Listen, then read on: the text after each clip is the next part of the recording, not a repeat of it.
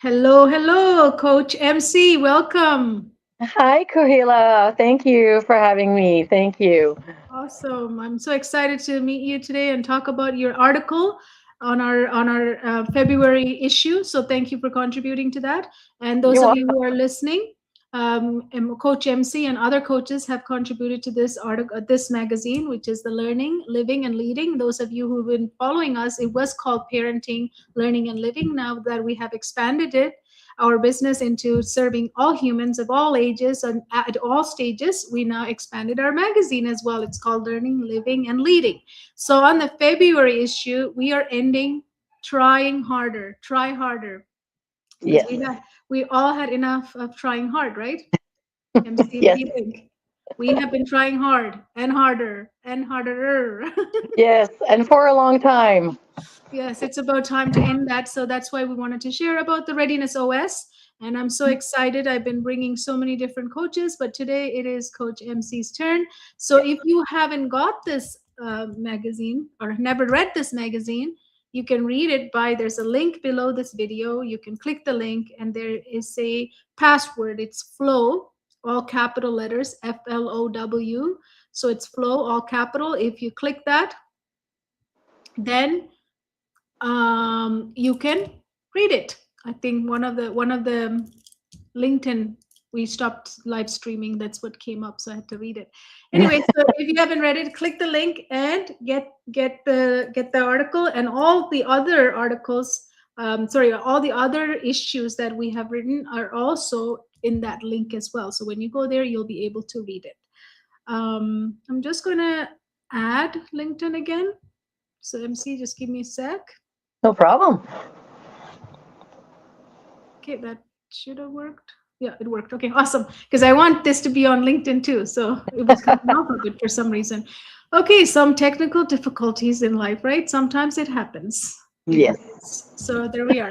So now we have gone through with all the technical difficulties. Let's bring ourselves here and now because that is so important, right, Coach MC? If we're not here and now, we can't do anything. Exactly. Yes. Exactly. So those of you who are watching, been watching for, maybe for the past week and a half, I've been talking about the past. We love to think about the past. Every one of us, every single day we think about our past. We want it or not, it just comes and pull us into it, and it wants to replay, it wants to you to listen to it, it wants to talk about it. So if we keep going there, you can see that it doesn't give us the opportunity to be here and now because we're thinking about the past. So, Mhm. what is the only thing we can do, Coach MC, with the past? Well, we can bless it and we can thank it because it has, taught us some lessons, but it also taught us how to sometimes let go of the past and thank it for the lessons and try to bring it to now. Yes, exactly. So we have to let it go. And only thing we can take, just like Coach MC just said, just take the lessons. That's only that's available. Just take the lesson, extract the lessons, and let go of the past.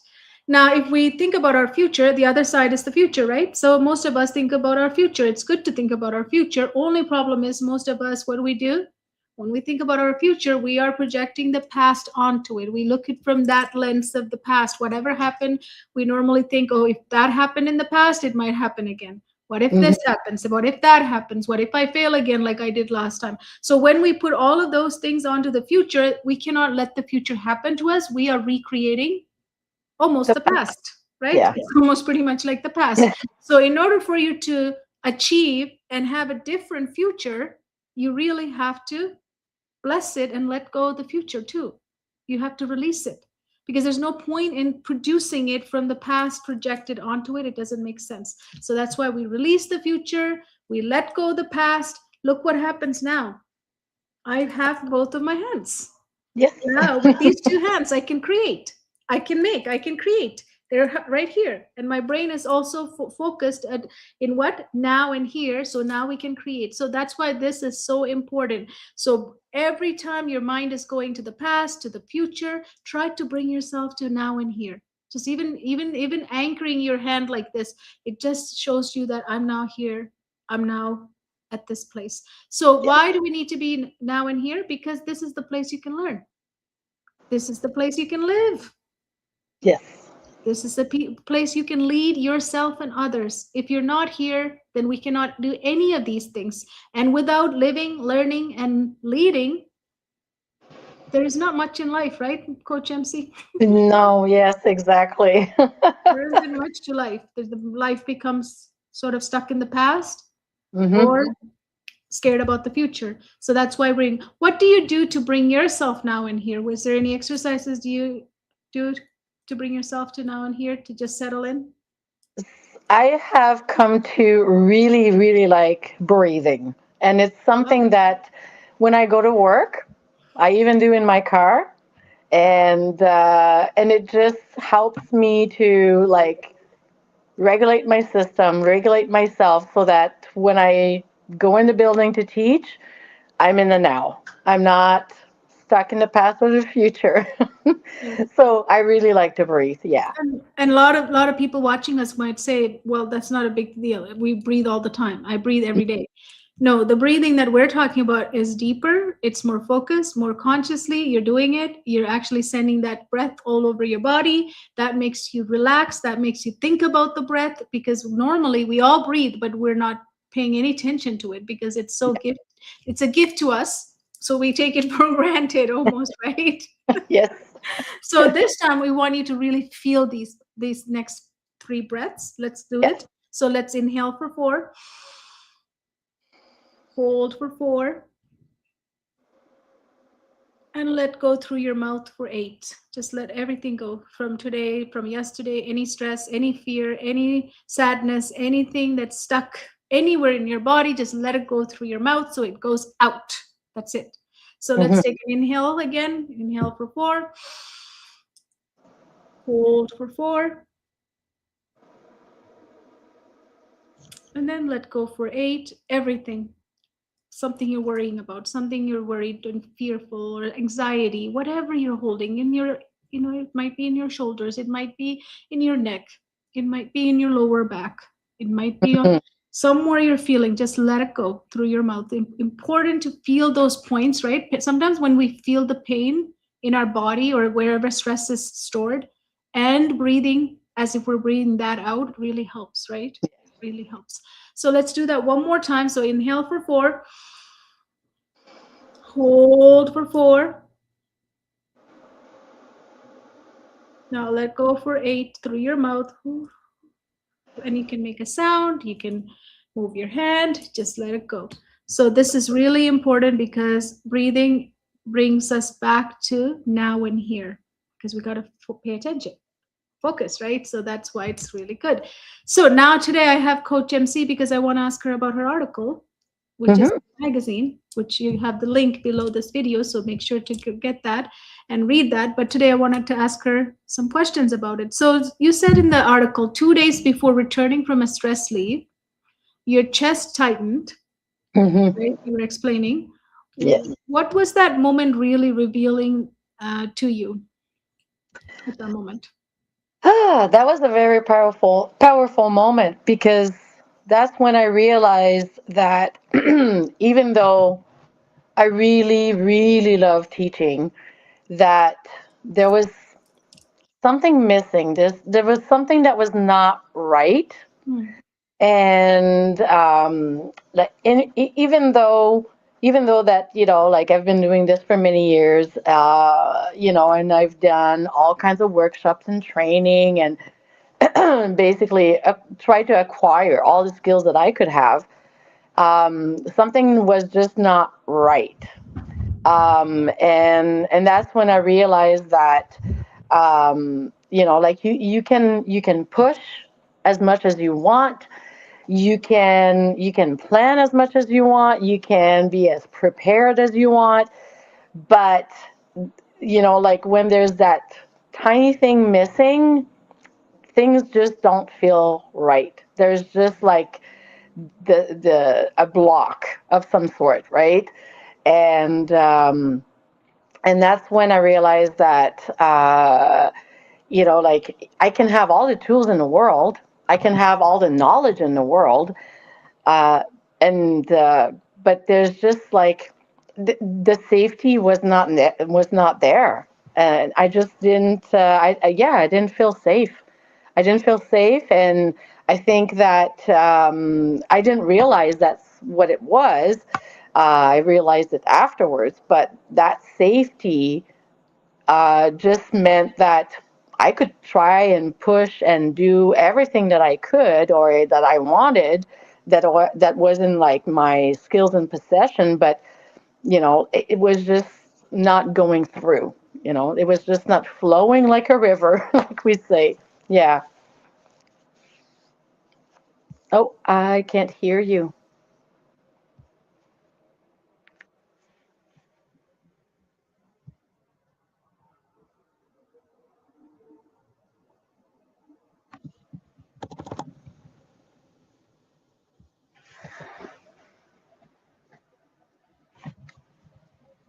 No, I can't hear you either. You can hear me? I can't hear you. So hold on. Yeah, no, my volume is all the way up.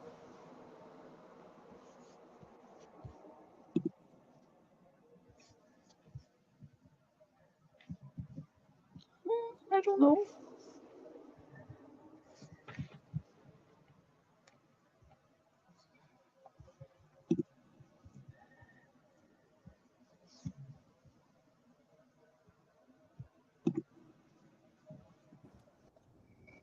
Can you hear me now? Ah, yes, now I can hear you. Okay. I'm not sure what's happening here. Okay. Sorry about that. Again, That's okay. another technology glitch. Something's happening, but you can It's hear me. all I good. can hear you. So I was just asking, when did you realize it wasn't a burnout and it was misalignment? Um, I think I think it's when I got back into school, and of course, like I had some time to, like physically bring myself back, and I felt good. And then when I got back into the teaching, and when I realized like there's something going on, like I could see that even though I was doing all kinds of stuff and rethinking things like the way I teach and stuff like that, some students were still not responding, and then I was like, okay, something's not right. It's not just me. It's not, like, and it's I couldn't put my finger on it at that time. And then going through like the coaching program, and then I was in it when I was going back to work after my break, and then learning about being myself, putting myself into a flow mode and being ready, being conscientious about me and my energy and things like that. That's when I realized like it's the students are in the same boat. It's not just me. Like the whole system is like that, and that's when I was like, okay, something is not right. And then like the readiness came up, with the coaching, and I was like, okay, that's that's what it is. Like there's a safety missing for the teachers. There's a safety missing for the students. And when you don't have that safety, you can try to push as much content as you want on students, but if they're not safe and they're not ready, it looks like they're learning, but really they're not. Yeah. Yes. So as a holistic neurogrowth success coach, how did that change you when you went back into the classroom? I started to see things in a much different way because every time that a student was misbehaving in the past, it was okay, what am I doing wrong? What's going on? Like, is there something that I need to change? something I need to, like adapt, modify, or in some way of shape or form. Now, and at that point, it was okay, what is really going on with that particular student? What is missing? What is blocked that brings that behavior?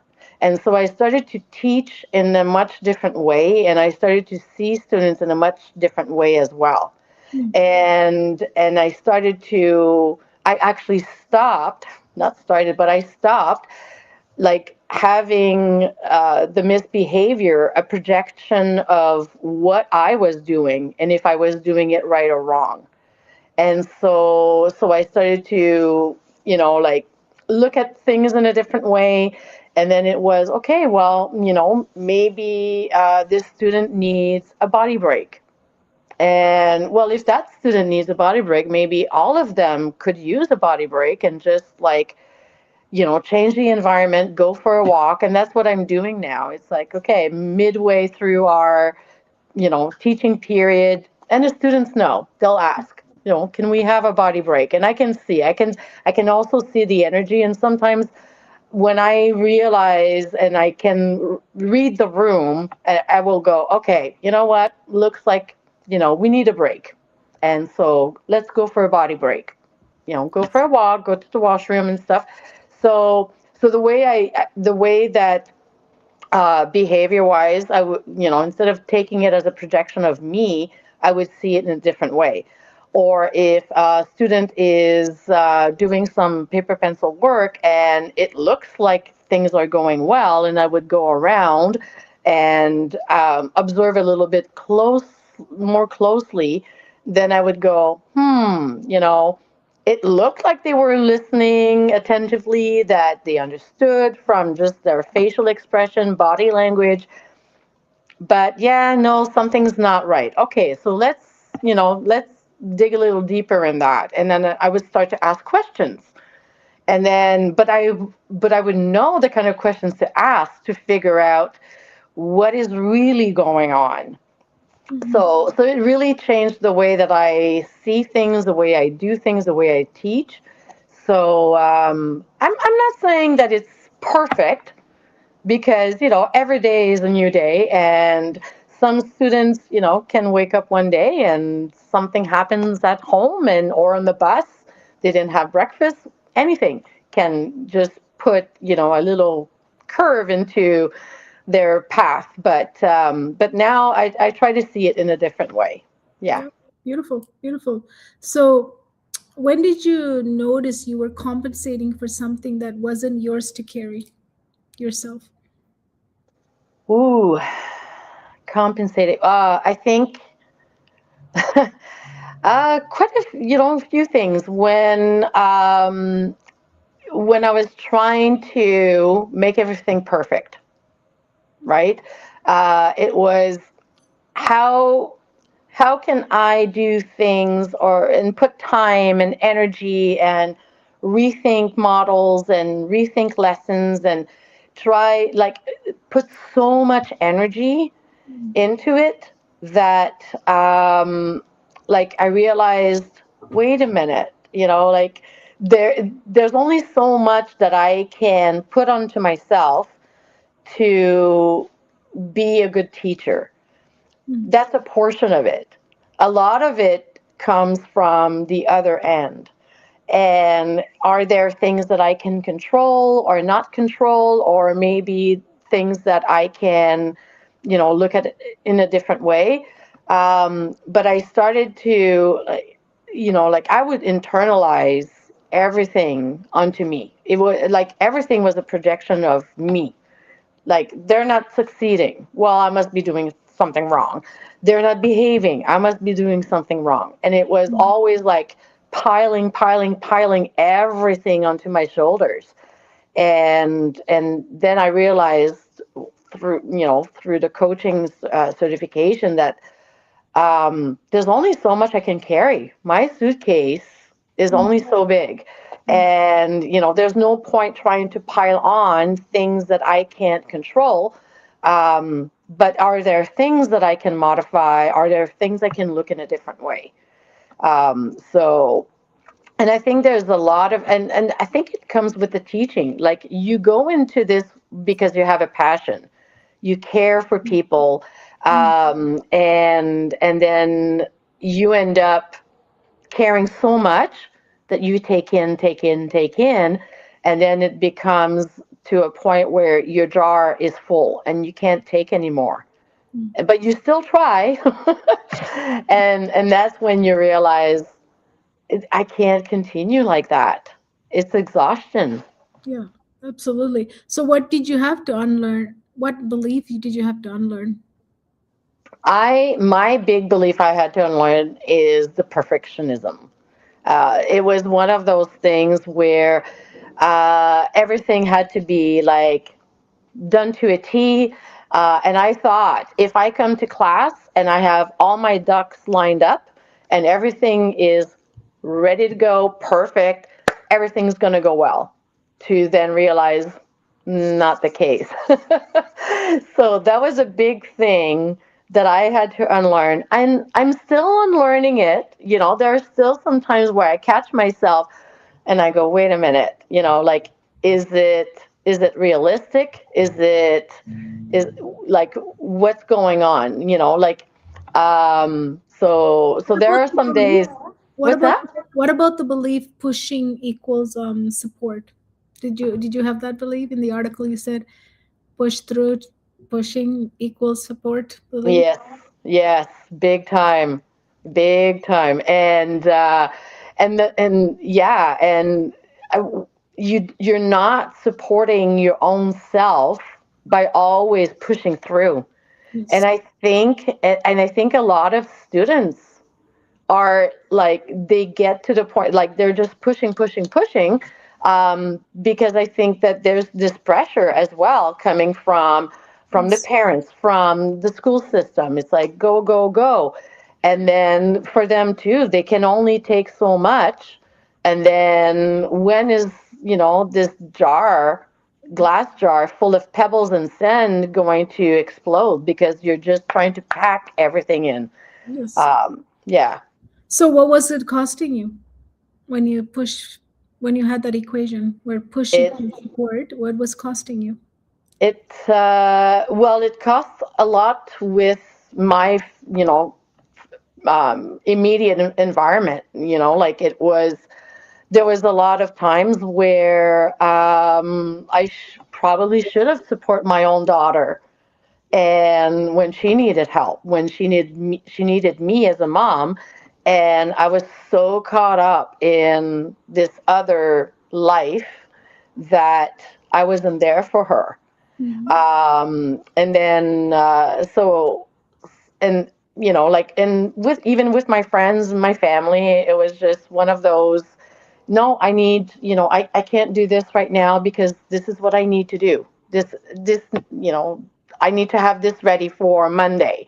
And I would spend hours on the weekend getting things ready, and to now realize, even if something was not perfect, and big deal. Like, we take it as it goes, and like, and if we get so much done in one day of teaching, that's it, because there's only so much I can give of myself and energy, but there's also so much the students can get. And at the same time, this means that I do have some time and energy for my daughter, for my family. So yeah.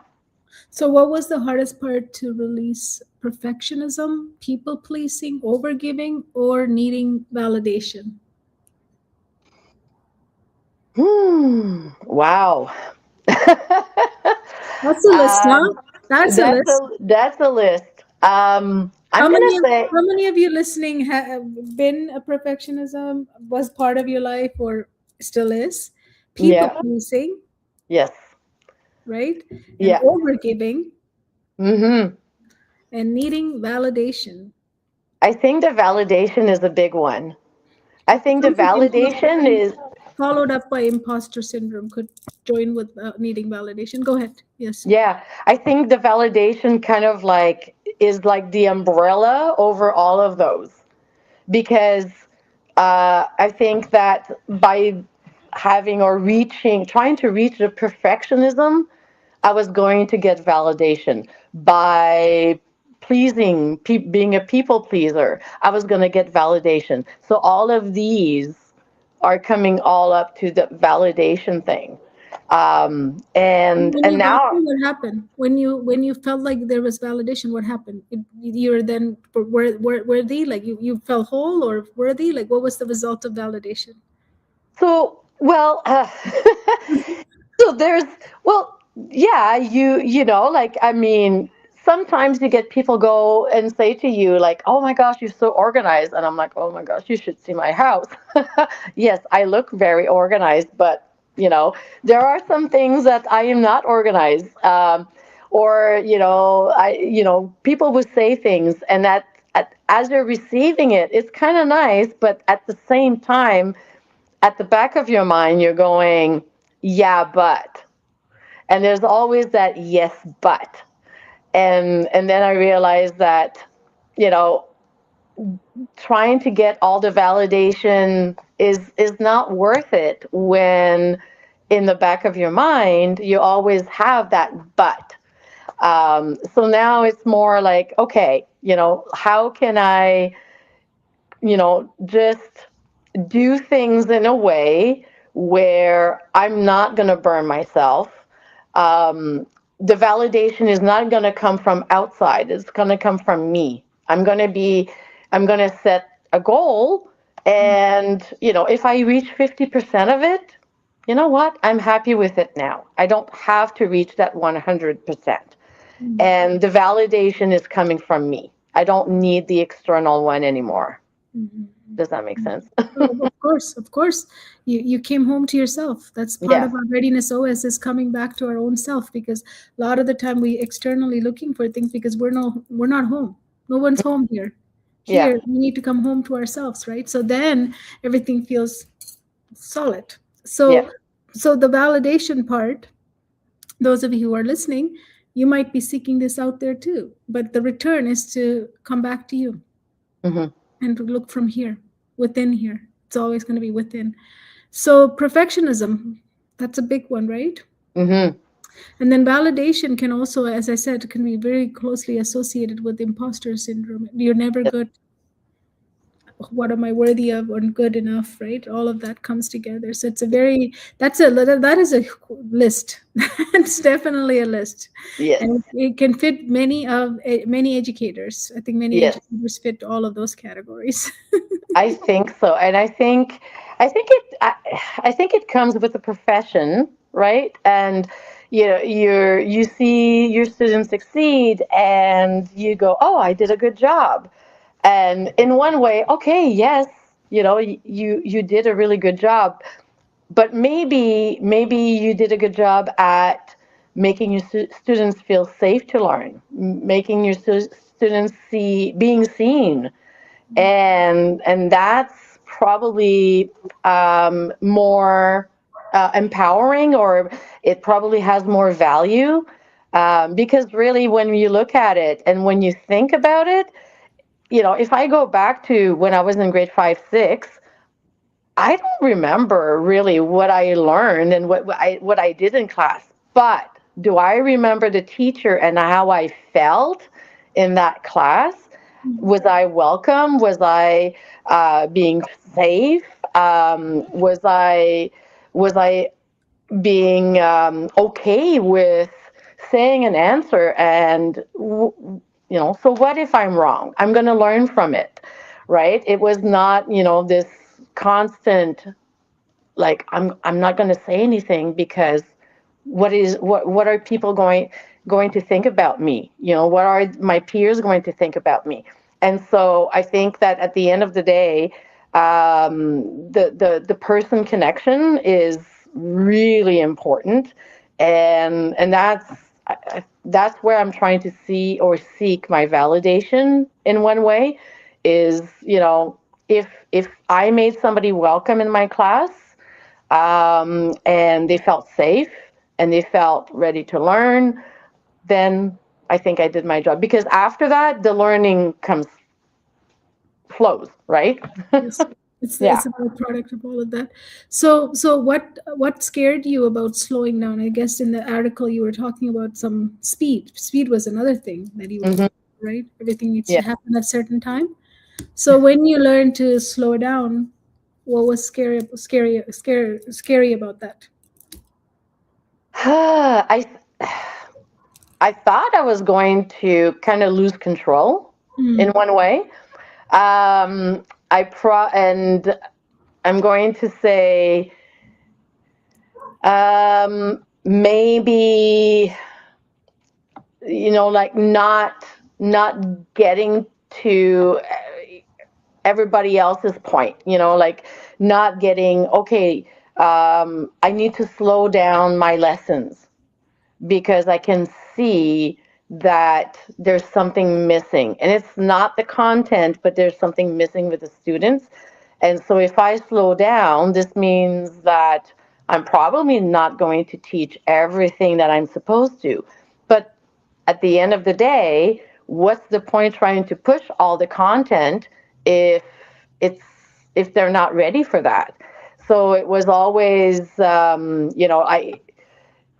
I kind of tried to see it in a way where, the speed in class, for example, it's like, I'd rather slow things down and know that when I delivered some content, that the students were ready for it, and what they got from me, they actually internalized it really well, than to try to just push twice as much stuff and it just goes right through. yes. so so So you allowed yourself to slow down.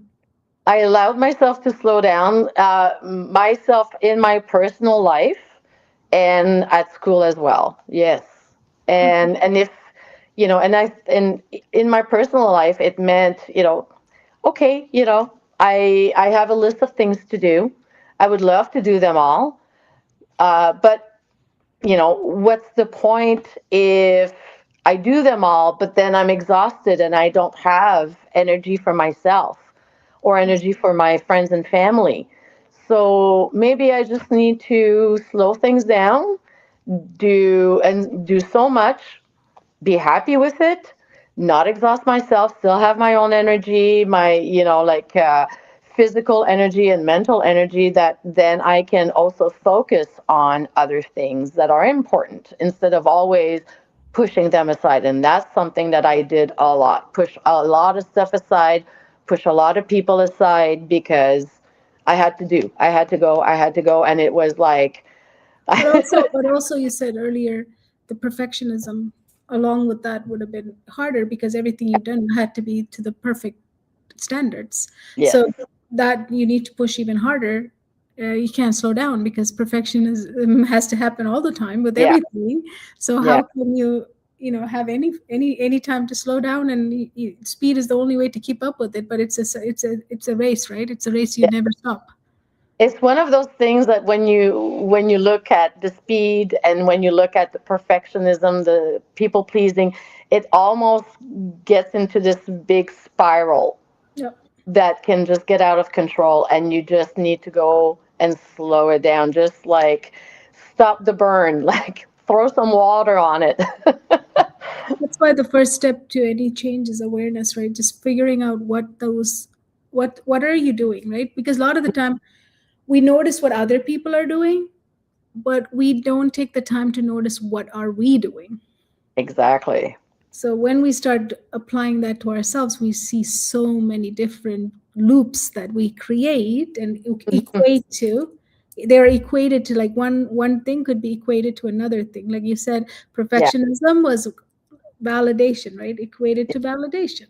Hmm. People pleasing, validation. Overgiving, validation, right? So the equation carries forward and the All. loop stays active. But then the minute you become aware, you go, oh, there I go again. Yeah. Oh, here I go again. Look at me doing that again for the 15th time today. Look at me. And then Yeah. you can have your conversations with yourself about Hmm. the loop you're traveling in and you can notice it. So, yeah, we're really good at pointing at other people's flaws or their loops. It's our loops that we need to focus on, Yeah. because at the end of the day, you can never change anybody, right? No. You can only change yourself. You only have control over your brain. You only have control over your soul print biology. So you can only Yeah. change.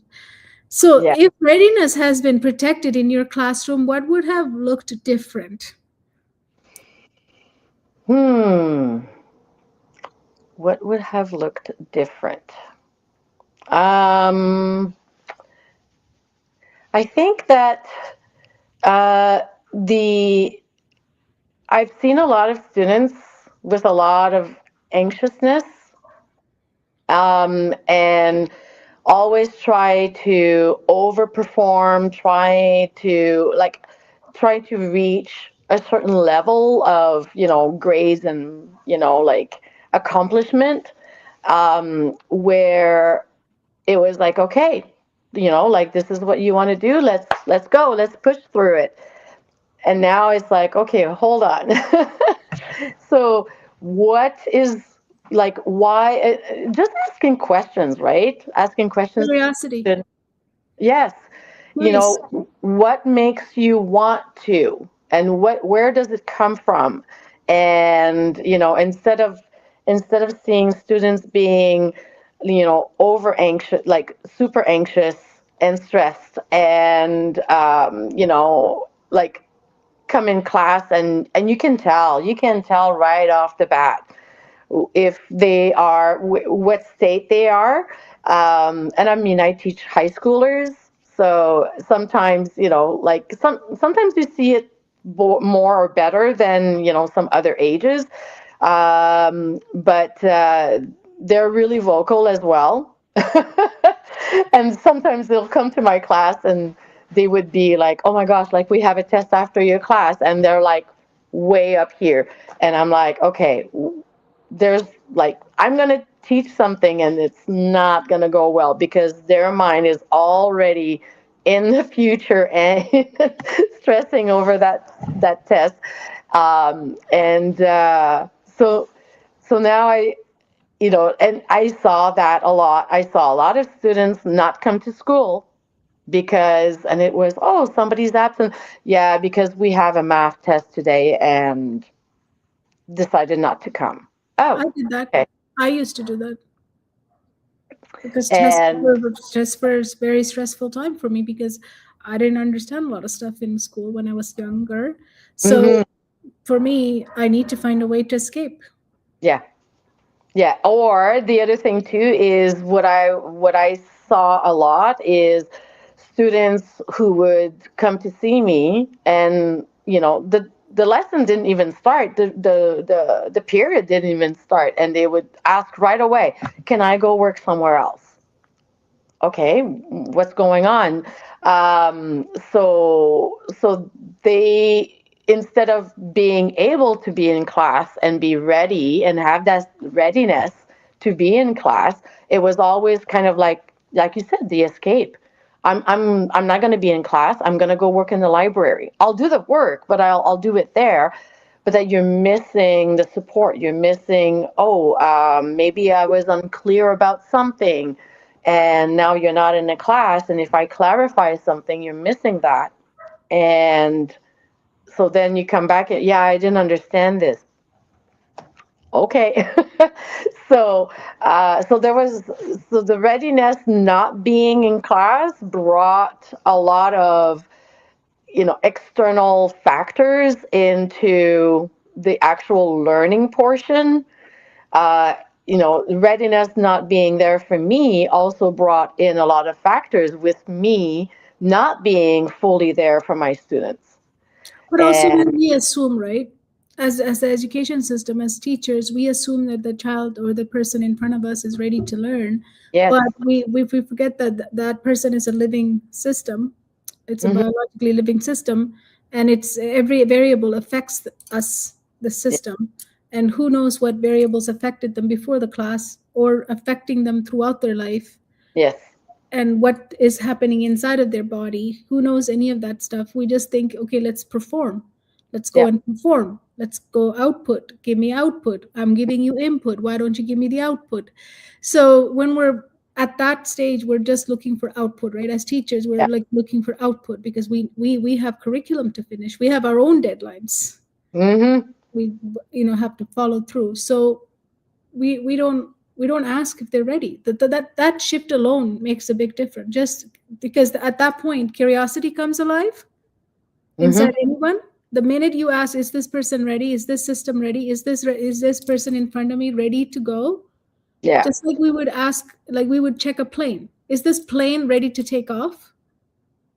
We don't just take off and on the runway or up in the air, figure out, okay, something's broken now. I should have checked it Yeah. before. You know what I mean? Yeah. So we check it before we do all of that, right? So here, as a human being, we don't have that state. We don't have a phase where we are doing that. There's nothing available to us. We just come.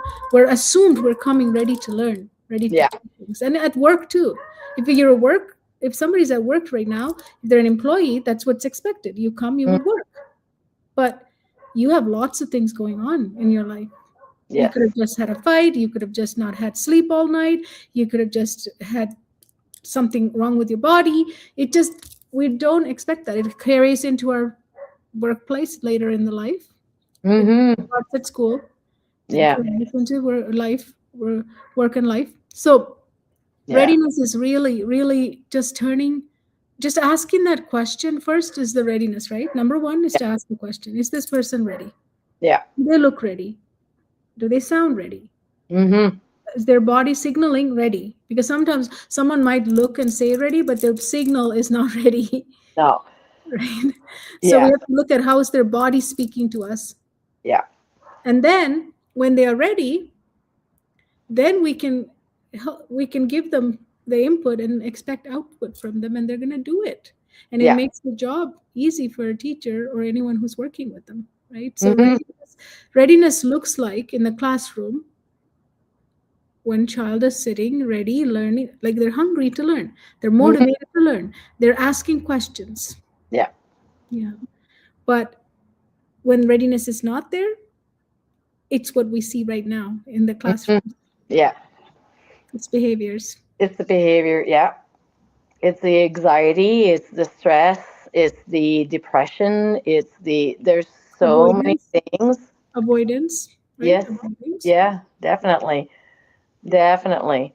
Or I shutting mean, down, completely mm-hmm. shut down. We don't even know why they're shutting down, right? So Yeah. there's so many things going on. Some of you might be listening going, well, students are supposed to learn. That's kind of their duty. Like you're a student, you're supposed to learn. Well, I'm sure you can tell me that when I was young, if somebody told me that is your duty is to learn, I would have been like, yeah, I'm trying, but it's not working. Mm-hmm. I can't get to it. Just Yes. because you tell me certain words that I should live by, I don't know. My body and my brain are not working. Mm-hmm. They're not cooperating. I'm trying. It's like Yeah. it's like people saying, be in positive mindset. So when I was growing up, I always told myself, okay, positive mindset, positive mindset. Yes. Come on, pick up the positive mindset. Yeah. And And then one and right? one thing that when we started this semester at the start of February, one thing I did with my class is I saw that and I was like, oh my gosh, this is really powerful because I showed them how your brain will believe whatever. Oh yeah. So it was okay. I just cut lemons and I just gave you a half a lemon. It's fresh. I just cut it. It's in your hand. You're looking at it. You can smell it. And and I because I just cut it. Yeah, there's even some lemon juice like that's running down your hand, and now I want you to imagine that you're taking a big bite out of the lemon and what happens. And some students were like, and then one of my students raised his hand and he's like, I don't know, but for me, like in my mouth, I started like saliva started to produce a bit I more. did. When you were explaining, I started producing it. Exactly. So I said, there you go. I said, it doesn't matter that you have or not the lemon. If you just think about it, your brain will actually take it as a truth. So I said, what I want you guys to do is to stop saying to yourself, I'm bad at math. I'm not good in French, or this and that. Because the more you say and think that, this is a belief that your brain is going to, just imprint. It's going to imprint in your brain. So instead, think in a different way. Just say, well, I don't know this yet, or I don't understand yet, but it's going to come because I am good at math. I just need to figure this out, but I am good. I'm getting there. And I think that was kind of enlightening for the students, and some of them, It's anyways. empowering. Yeah, definitely, it empowers them because Hmm. we don't have education where we teach about our brain and how it works and how it talks to us, and we can talk to it, and it doesn't own us. We own it, right? We don't have education. Hmm. If we Yeah. had it, then we would be in control of it Hmm. instead of listening to it, right? Yeah. So who That were was my whole you? point. Yeah. Yeah, who were you when you were performing? Not me. I was told something, somebody different. It was kind of putting a mask on my face. It was just, like, being some kind of an actor. And, and then it was one of those where it's like, yeah, why am I doing this? That's not me. Like, I need to come back to my true self. I need to come back to, like, believing in me, thinking in a different way, taking care of me, instead of just always like have this, like this mask of, yeah, I'm good, I'm fine, and when I'm not. And now it's like, if my energy is down, like even today, I had a headache for most of the day, and students came in, and today it was, hey, madam, how are you? And usually I would go, oh, I'm all right, I'm good, thank you. And today was like, not that great. I have a headache, my energy is down, and, oh, well, me too. And just be honest about it, because we're human beings. And so I try to be more of my true self. Awesome. Um, yeah.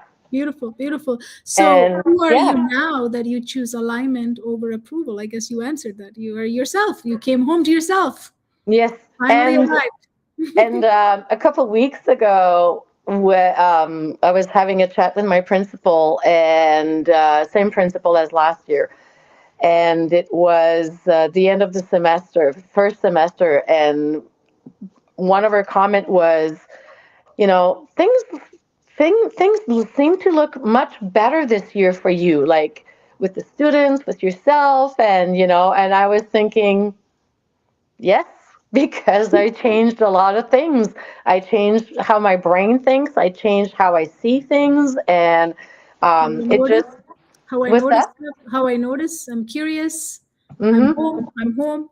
Yeah, I'm home. Right. yeah, I'm home to myself. Yes.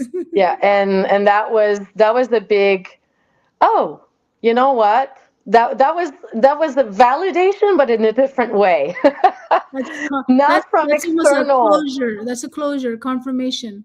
It's a Yes. confirmation that you arrived and people are noticing. You Yeah. don't need to validate anymore. People are Mm. telling you that Yeah. you're home. Mm-hmm. Before when you had the mask, you were looking for validation. This was you never asked. You never Yeah. worked for it. You were No. just in yourself. You were Yeah. just happy with yourself. You were just experiencing yourself. Therefore, other people noticed that experience and saw you whole Yeah. again. Yeah. Yeah. Yeah. So And that's I like it. It was one of those days where I was like, yeah, you know what? I'm so grateful that I found you, and I found this program, and because it's like, yes, this is what I needed for myself, because we go through the whole, readiness first, but also as something that I can bring out to people, and I see so many people in need. That's why So. I always start off with the readiness part for the coaches coming in. Anybody who's coming through our program, you know that I don't let them take the business building component because that's not even necessary. That more important is for you to come home first, Mhm. because without it, you can't build a business. You can't build anything if you're No. not home. It's a vacant from a vacant place. You can't build anything, so you got to come home first. That's the first step. So when you come home, you can do anything. You can achieve anything. And the fact that as coaches we experienced this bringing things home, being, bringing the readiness, then it just makes our or see our work even more powerful because we lived it.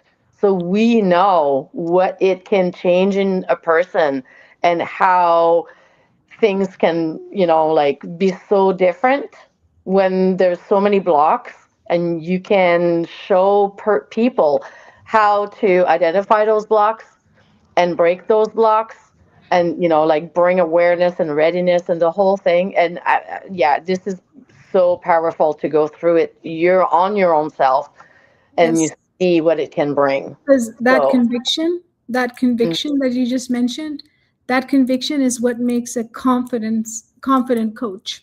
And mm, without confidence, you cannot lead others, right? So yeah, conviction comes first. And for me, that was the most important part for you to learn in this, more than the business, because business is just steps. They're just yeah, steps. yeah. You just apply them as steps, proven steps. You just take them. If you have a proven step somebody can show you, that's easy. But Hmm. that conviction, if it's missing, it doesn't matter who gives you what world's best anything. Yeah. Not going to happen Yeah, because we there's don't some have the confidence. people, like looking at others building some online businesses and go, okay, but, yeah, those are just tools. But, if it doesn't come from a place of living, lived truth, Yeah, you know, it's not, it's not going to go. absolutely. Thank you for sharing that. I love having you part of our movement. I love Um, it too. And we're just getting started, and I'm just hearing so many people tell me so many changes, so many transformation in the last few days. It just amazing, amazing. So I'm excited more than ever. So when readiness is honored, Hmm. fill in the blank for me. What happens when readiness is honored? Oh my gosh. The there's the pressure that is there is not there anymore. Like the pressure is losing its grip, and what you've become ready to breathe. There's a weight that lifts off of your shoulders, and you can actually be your true self, and you can breathe again, and you Yes, can you can actually live your true self again. yes, Yeah. absolutely. So if a teacher is watching right now and feels really burned out, exhausted, Mm. and dreading going back tomorrow to work, what would you tell them? Whoa. Well, I would probably first say I know exactly what you're living, or what you lived, and I can tell you that there is an open door. There's a door out there that is ready to be opened, and there are people like us that are ready to guide you through those doors to try to see, what brought all of that upon you. Like, what is it exactly that brought you to be, burnt out and stressed and everything? Why, where, because people come into this profession with a passion, Hmm. and where did the passion leave at one point? What happened? And so there's a lived truth into this. I've been through it. I know what it's like.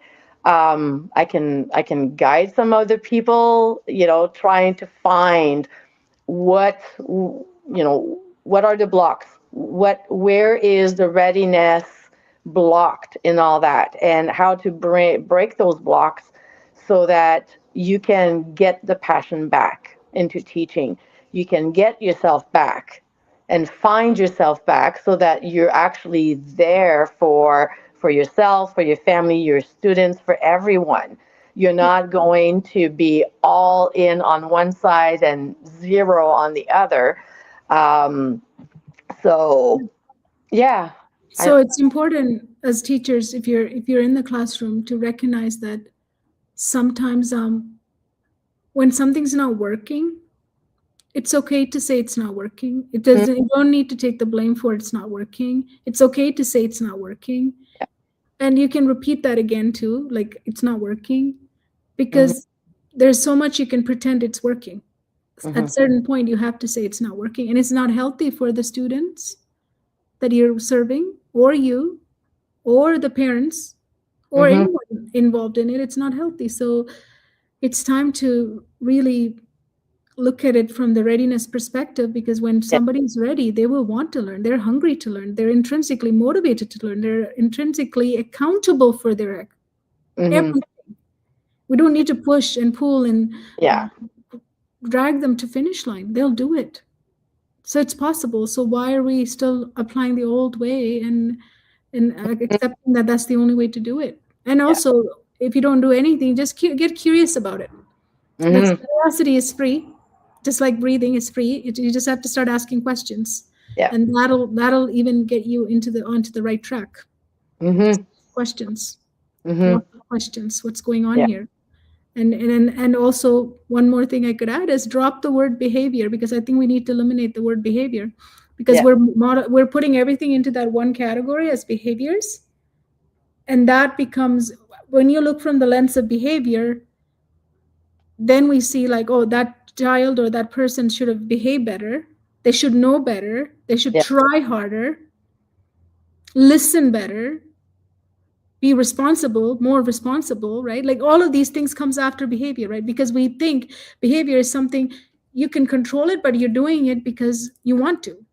mhm, yeah, But behavior doesn't come from a place of I know better. They don't know better. yeah, It's coming because it's a signal. It's a signal. It's a yeah, body signaling that I need help in other areas, and I'm just mhm, showing you that I need help.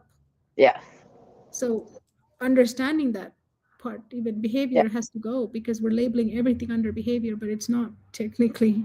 It's a no, signal. It's a signal yeah, with lots of messages that we're ignoring.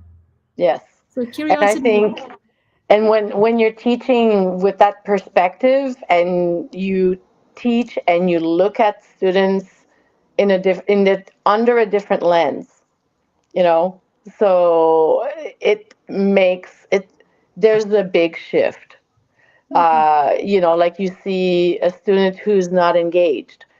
Well, now it's like you don't look at it as, oh, well, they just don't care. It's now you look at it, what is going on in the background that brings this? There's a starting point. I don't know how to, you know. So if they're disengaged, it's not by choice. There's something happening underneath that brings Yeah, that. there's a deeper thing. There's a deeper Yeah. current that's stirring that problem up. We need to figure what that is. If we don't, then we're Hmm. just calling it behavior. Absolutely. Thank you so much. Thank you for being here, and thank you for your article. And we will have the link below this video for the article. Make sure to go to that link and put in the word flow. That'll give you access to this magazine as well as the rest of the magazines that we published a year and a half ago. Started. So, and the next one, it's coming out on Hmm. in April the 15th. And we will have more about that as well. So thank you, MC, for being here. Well, Thank you, MC, and thank you thank for you for sharing. having me. Yes, and amazing. uh, and being part of the journey with you and the other coaches. Such a powerful journey. I'm so excited for what's coming up. Thank you. Love it. Thank you so much. Thank you everyone for watching. Thanks.